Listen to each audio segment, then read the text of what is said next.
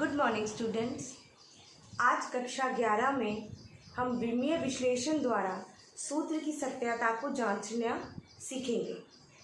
जब हमने विमीय विश्लेषण को अपनी पिछली कक्षाओं में पढ़ाया था तभी हमने बताया था कि इसके अनुप्रयोग में हम 4 चीज़ें सीखते हैं।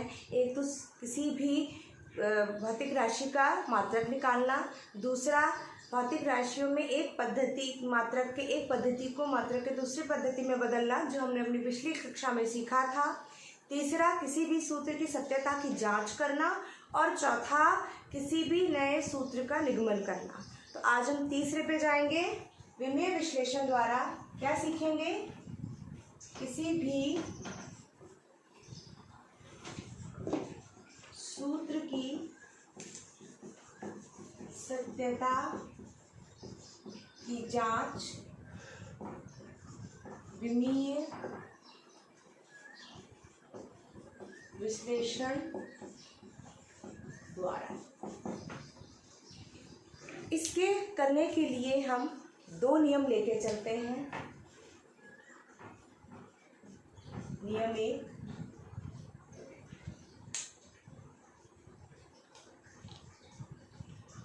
किसी भी सूत्र में जो आपका LHS है उसकी जो विमा होगी वही विमा RHS की होगी।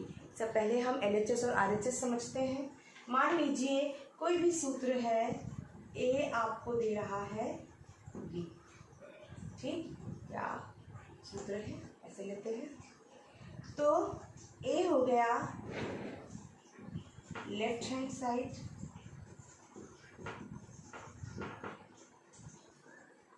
LHS, और B हो गया राइट हैंड साइड, RHS। तो A की जो विमा होगी वो B की विमा के बराबर होगी। दूसरा नियम जो हम इसमें उपयोग करेंगे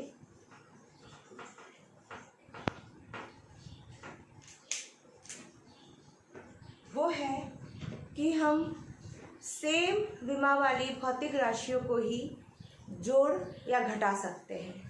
मतलब एक जैसी विमा की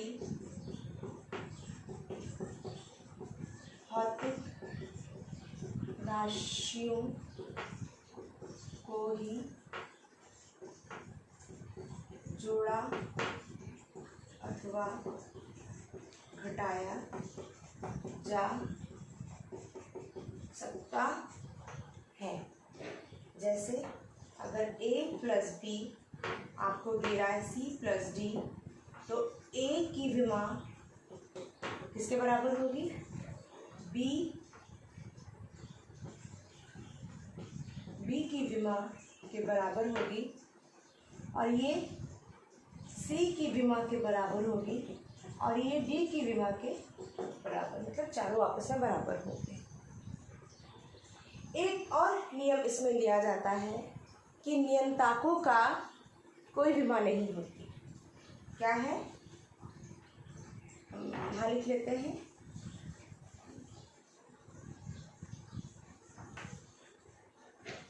बेसिक मेजर ये 2 है, लेकिन हम इसको भी लेके चल सकते हैं। नियम 3, नियंताकों का की कोई विमा नहीं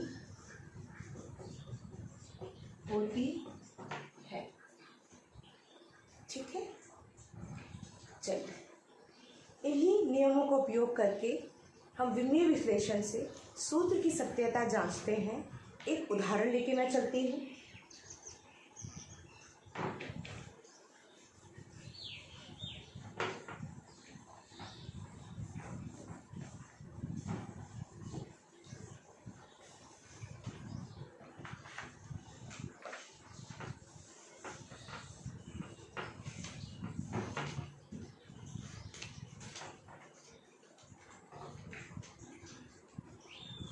सूत्र आपको दिया है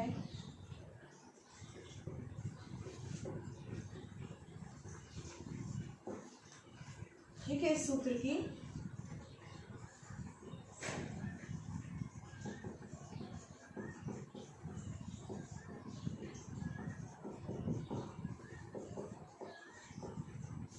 जांचें, दिए हुए सूत्र की सत्यता जांचें, जहाँ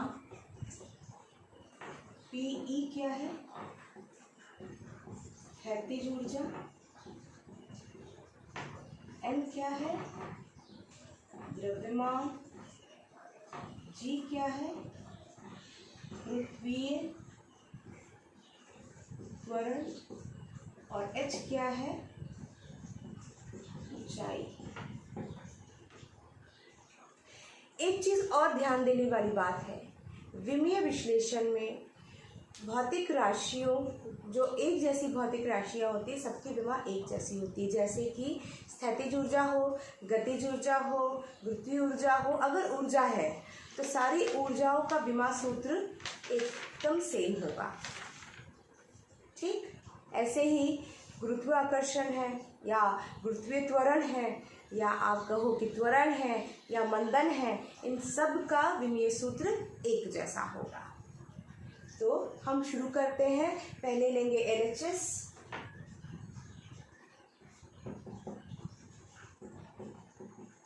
ये है स्थैतिज ऊर्जा। तो ऊर्जा का हमने पढ़ा था बल गुणा विस्थापन, बल का निकाला था mlt-2, विस्थापन मतलब एक तरह की दूरी L ml/t-2।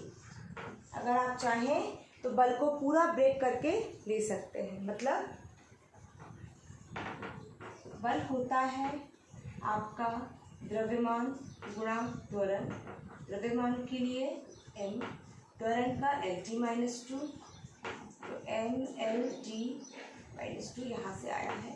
ये मैंने पहले भी आपको पिछली कक्षा में सॉल्व करके दिखाया था। तो हमारे पास LHS आ गया। अब हम RHS लेते हैं। RHS में है हमारे पास mgh, m द्रव्यमान, जी मैंने क्या लिखा, गुरुत्वीय त्वरण। इस शब्द को देखिए, त्वरण, किसी भी प्रकार का त्वरण हो उसकी विमा एक जैसी होगी। तो इसकी विमा क्या होगी, lt-2। h ऊंचाई, ऊंचाई एक प्रकार से लंबाई ही है, मतलब आप उसे नापेंगे इंच टेप या मीटर स्केल इस तरह की वस्तुओं से, तो वो लंबाई के उस कैटेगरी में ही आती है। तो ये हो जाएगा L, M, L एक है, एक और आया और ये तो चल ही रहा है, M, L, ये दो हो गए। मैं इनको एक ही ब्रैकेट में लिख लेती हूँ। अब देखिए मेरे LHS क्या आया था, ml/t-2, और मेरा RHS क्या आ रहा है, ml/t-2। अतः ये जो सूत्र है आपका वो सही है। तो मैं क्लास में क्या लिख सकती हूँ, LHS बराबर RHS, अतः सूत्र सत्य है। ठीक है, एक और उदाहरण लेके चलते हैं।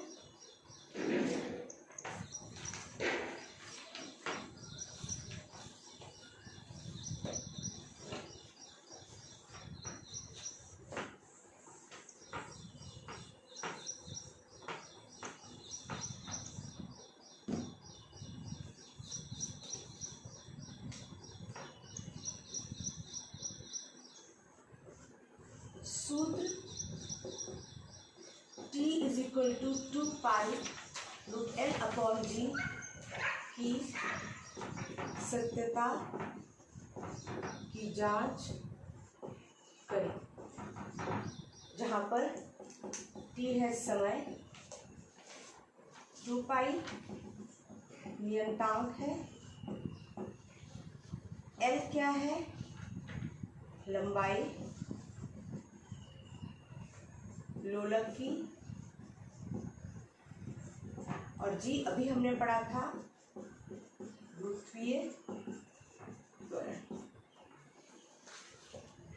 किसी भी लोलक का अगर हम आवर्तकाल निकालना चाहें, समांतराल निकालना चाहें, तो हम इस सूत्र का उपयोग करते हैं। आइए इस सूत्र की सत्यता को जांचें। सबसे पहले लेंगे हम LHS। LHS में है आपका T, इसकी विमा होगी। आते हैं RHS पे। RHS में क्या है? 2 pi root L upon G। अब ध्यान दीजिए, 2 पाई एक नियंताक है, नियंताक की कोई भी विमा नहीं होती। आएंगे हम L लंबाई, G LT माइनस 2। क्या मिलेगा हमको? L, अगर मैं इनको अलग अलग कर लूँ,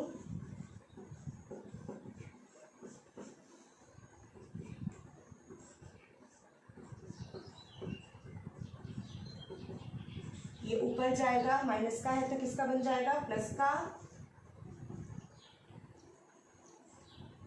स्क्वायर से बाहर निकलेगा रूट, या थोड़ा सा और मैं आपको इलैबोरेट करके दिखाती हूँ।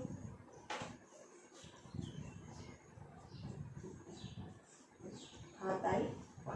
तो हमने देखा ये मेरा LHS था, ये मेरा RHS है। तो LHS बराबर RHS, अतः सूत्र सत्य है। तो ये हमने एक उदाहरण देखा। अब एक और उदाहरण हम देखना चाहेंगे। मैंने आपको जितने नियम लिखवाए हैं, मैं उन्हीं के आधार पे आपको सूत्र की जांच करना सिखा रही हूँ, ताकि हर एक तरह के प्रश्नों को आप हल कर सकें। तीसरा है